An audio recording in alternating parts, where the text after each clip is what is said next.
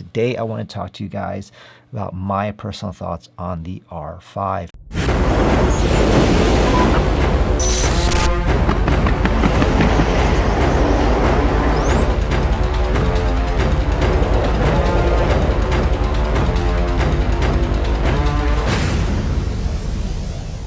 This camera is ridiculous. I mean, the R5 is really a powerhouse of a camera. Now let's kind of start off with the grip. It feels substantial compared to the R. It feels right at home when you compare it with, say, something like a DSLR like the 5D4 or the 5D3. If you guys are coming into that realm, a lot of my friends that are shooting DSLR have asked me, you know, is it finally time to go into a mirrorless system with the Canon R5 and R6? There's a little bit of a bump.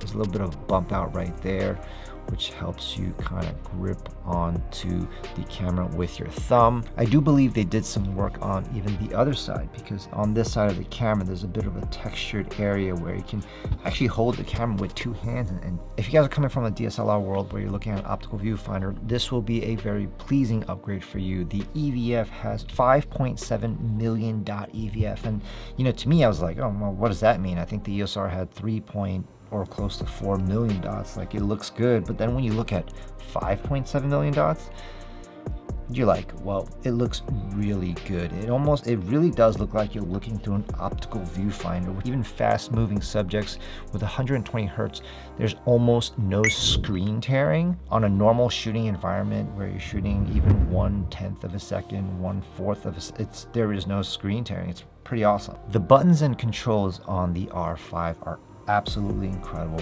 Canon has been known to have amazing and beautiful ergonomics, where you'll have 3 dials for all your main controls: your aperture, your shutter speed, and your ISO. And obviously you have any RF lens, you'll have that additional control ring. You'll have that additional control ring where you can customize it to basically any setting you want. But as far as controls, everything feels right at home with the rolly dial here, and also bringing back the traditional joystick, which is really just, it's a welcome addition back, coming from 2Rs when you're shooting events where you just want to move your autofocus points. Really nice there. I didn't mind the touchscreen so much. I kind of adapted myself to the touchscreen on the R, but going back to the little thumb dial, tactical thumb, multi-control, whatever they want to call it, it feels really nice. Just having that confidence that you are moving the point where you want it to go is pretty awesome. If you guys are considering jumping from the R or even a DSLR to the R5 or the R6, now this is for you guys. If you are a hybrid shooter, let me tell you, the one thing that was holding me back from purchasing an R6 and just going straight up with the R5 was the fact that I was just so used to having 3 custom functions in video mode. In the R6, you have 3 custom functions for photo mode, but you did not have those custom functions for video mode. Very important for me to be able to switch over to video mode, and I can shoot 4K 24, 4K 60, and 4K 120 with 2 button pushes. I have those settings straight out and I can film. That was a really big factor for me in terms of video, because it's funny because the R had that option. The R had 3 custom modes for both photo and video, and the R6 did not have that feature. So if you guys are a hybrid shooter and you need photo modes to video modes, that could be a big deal breaker if you're deciding between the R6 and the R5. You guys know about this already. It has a flip out screen, and I think Canon has done an awesome job when comparing to something like the R, which they moved a couple of ports around so you can actually have a full rotating screen without hitting the microphone. So if you do have a, let's just say, a Rode VideoMic Pro or any kind of microphone hooked up to the top and you have it plugged in, it won't block the screen from swiveling. So super nice for vlogging, things like that, without it being in the way. Nice. One of my subscribers, Valerie, had asked if there are any side effects with using the EF adapter. And I'll be honest with you, I use all my prime lenses are still the EF primes, and there's a specific reason for that. Let me show you right here, actually. Here's the R5 with the Canon EF adapter non-control ring with a EF 50mm 1.2. This is one of my favorite lenses of all time. I love it. It's not as sharp as the new one, but there's just something magic about this lens. For weddings specifically, I don't want the 1.2 to be that sharp. Especially for brides, we want to have a very, very specific, maybe, what do you want to call it, a vintage look, if you will. But at 1.2, it still creates amazing images. The way the older EF lenses focuses is actually better than even in DSLR. It's just the way the autofocus mechanism works with the sensor. So it's really something to consider. You get a little bit of boost in performance when it comes to autofocus. Now, one thing to consider about the EF adapter is, if you take a look at this camera right here, look at the size of this. With the body, the adapter, and a 51.2. If you ever find pictures of the RF 50mm 1.2 compared to this, that thing is huge. It's almost a lens and a half. Even with the adapter, this is a smaller setup, this is a lighter setup, and I prefer this setup at a wedding at any given day over even the newer RF 51.2. It's heavy, it's huge, it's girthy, it's whatever you want to call it. I like this setup. That's the reason why I went mirrorless, was to minimize my kit size. Getting into megapixels. At 45 megapixels, this camera comes close to being medium format when it comes to just cropping something ridiculous from 45 megapixels. Now, there's a plus side and a minus side to this. Obviously, the plus side is you have a huge file to work with. And I'll tell you, I was saying the same thing. I don't need 45 megapixels, but when you have access to 45 megapixels, trust me, you will use those 45 megapixels and you will appreciate it. The R5 is an extremely fast camera. I mean, 12 frames per second mechanical, 20 frames per second electronic. It is ridiculous. It is fast. I really don't think I need the speed of this particular camera for the stuff that I shoot, but it's there if I need it. And I gotta say, the mechanical shutter on the R5 is really nice. I mean, it's let me show you guys.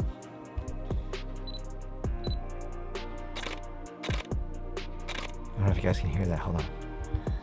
Let's see. It is quiet. It's not even on electronic shutter. That was on mechanical shutter, and it is quiet. For you wedding photographers shooting ceremony, you will love that. At 45 megapixels, you're probably wondering how good the ISO performance is. Now, this is an ISO. I don't do super ridiculous ISO tests because, to be honest, for me as a wedding journalist, it's all about getting the shot, regardless of the ISO. Yeah, I want it to be clean as possible, but really the most important thing is to get the shot. So during my high ISO test, I think 12,800 is probably where you want to be. It's still a very clean image. You're able to do some noise reduction and the image looks amazing. So I jimmy rigged this setup with a small rig clamp, and I clamped my phone to kind of see what the autofocus performance, so you guys can actually see what my screen sees, so you guys can make that determination on the autofocus performance. The autofocus is really amazing. I mean, compared to the R, it's definitely a step up. If you're coming from DSLR world, well, you might as well kind of put that away because the autofocus performance is killer on this camera. So here I have my jimmy rig set up where I have a clamp. So this is my wife here. As you can see, there's ridiculous amount of snow, and she can barely see anything at this point. But you can see that the autofocus tracking, this is shot with a 35mm at 1.4, and you can kind of see how sticky the face tracking and the eye tracking is when it comes to having a subject out of frame and bringing them back. So I'm playing with it here, I'm moving away. You can see how I picked up the actual head or face of the subject, and then it'll start pinpointing on the eye. Really cool. She has glasses, but it still works very flawlessly. She doesn't even have her eye open because she can barely see. Here's another example right here where it's a little bit, I moved away from her a little bit and she can kind of see where that is. But if you can see, I'm focusing on something and it quickly picks up where she is. I mean, where she's standing, even from a distance. Again, this is a 35mm 1.4, and it does an incredible job to find her face. And then after that, it kind of locks in the eye. You can see that right there for a split second where it locks in on the eye. So it's really awesome. She's not even looking. It picks up the head and she's walking away. Oh, she's just walking away at that point. I wanted to kind of show you what the animal tracking is all about. Now, I don't own any pets. However, my neighbor just recently picked up Shumi, which is a lovely golden retriever. I want one so bad, but I wanted to kind of share with you guys what animal tracking is all about. So same setup, So same setup. I do apologize for the glare because this is out in full sunlight, and you can kind of see how animal tracking is working. Even though it doesn't pick up the head, it does pick up the subject and quickly moves to a head of the subject. Really awesome right there. It looks amazing, and I think it really tracks Shumi really well. As you can kind of see, that she's obviously, you can see that she's really digging into the snow there, but if you kind of move into an area there and just kind of move, you can see how it's tracking her head. It looks amazing. It picks up the eye. Oh, there it goes. This is on servo, and it's picking up her eye. Oh, there she goes. She's sitting there and it's picking up her eye even from a distance. This camera, the R5, has been bashed over and over again about its overheating issues in 8K and 4K. At least for me, I think we all have to kind of come back and remember that this is a photographer-oriented camera first. You know, most of my work is still 70% photography, 30% video. So if I need to shoot amazing video at a wedding, I can do it. I'm not going to be filming 8K for half hour. If you're into that space, this is not the camera that you're looking at. What really drew my attention to this camera, especially for video work as a hybrid shooter, is the 4K 120. That is, if you ever shot 4K 120, it is beautiful. I'm in love. It's amazing. Oh, the slow-mo is just so butter. We had some snowfall come in and it kind of looked like this.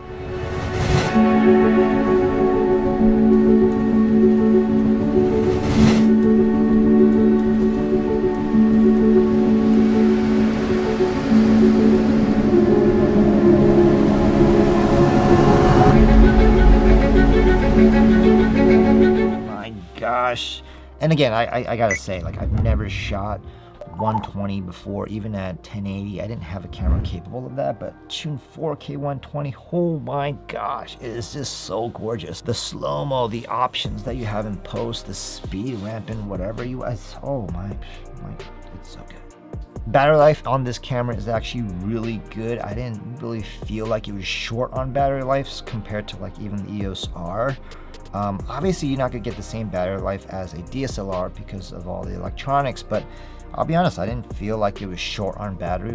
I think it's in the end pretty good overall. CF Express cards, those are the newest technology of memory cards, and Canon has decided to use this on the R5. I think the prices have dropped, and I think they're very comparable in the two types of cards. Yes, there are two types of cards that you have to work with, but as far as price, I think a lot of people were complaining about how expensive the CF Express cards were, but I think they're really kind of almost meeting in the middle, and the price of the two cards are almost identical. If you guys are a hybrid shooter, however, I do recommend you jump straight to a 512 gig memory card.